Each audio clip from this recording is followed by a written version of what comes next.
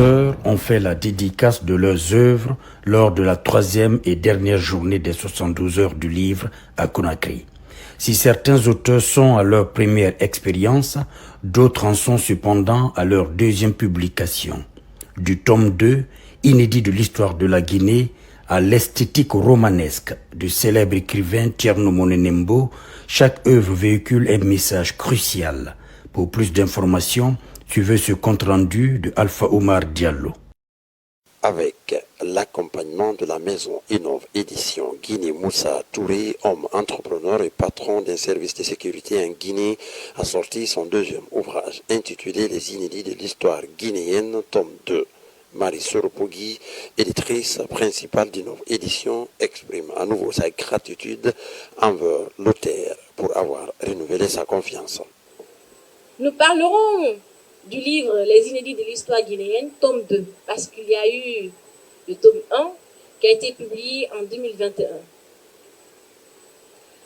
Je vous invite donc, à vous qui n'avez pas encore écrit, d'emboîter les mêmes pas que M. Touré, en confiant vos manuscrits à Innov Édition. La Guinée, tout comme de nombreux autres pays, a sa propre histoire. C'est la raison pour laquelle cette 2e œuvre de Moussa Touré, intitulée Les inédits de l'histoire guinéenne, tome 2, renforce l'histoire de la Guinée après celle de 2021. Vous venez de signaler, ce n'est pas la première expérience. Et il y avait le tome 1 qui était déjà publié depuis 2021. Et ce tome 2 vient justement solidifier la position du tome 1. Et pour l'unique objectif, ressortir l'historiographie de la Guinée et ses non-dits. Et l'histoire méconnue, qu'on doit même normalement enseigner de l'école primaire au lycée, que nous mettons pied dessus, c'est cette histoire que je veux vraiment renaître et faire connaître à la nouvelle génération qui fuit bien sûr le bouquin. Ils verront que Sékou certes a ménagé l'effort pour l'indépendance de la Guinée, mais il n'était pas le seul dirigeant. Et les inédits de l'histoire guinéenne ne viennent pas pour soutenir qui que ce soit. L'objectif, l'unique, c'est de faire connaître l'historiographie de la Guinée et ses non-dits. En présence des personnalités présentes pour la circonstance, ce livre, divisé en 8 parties essentielles sur environ 100 pages, raconte l'histoire de la Guinée. Pour l'écrivain, il est primordial d'enseigner la véritable histoire aux jeunes générations. Effectivement, ce bouquin présent devant moi est reparti en 8 parties essentielles. 8 parties essentielles. Et qui composent également 97 pages.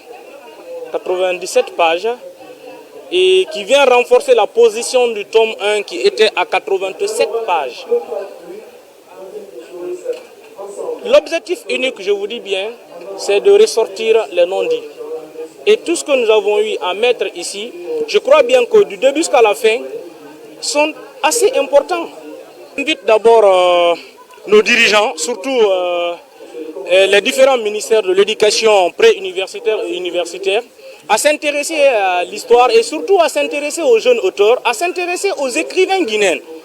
C'est en Guinée ou en Afrique seulement qu'on est en train de constater, et toujours encore, nous sommes là en train d'étudier les autres. Pendant ce temps, nous ne sommes même pas censés nous connaître.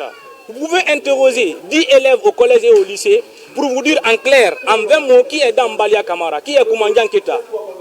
Mais la personne serait incapable de vous le dire parce que le livre, nos écrits, notre propre histoire n'est pas relatée ou n'est pas implémentée dans le programme guinéen d'enseignement.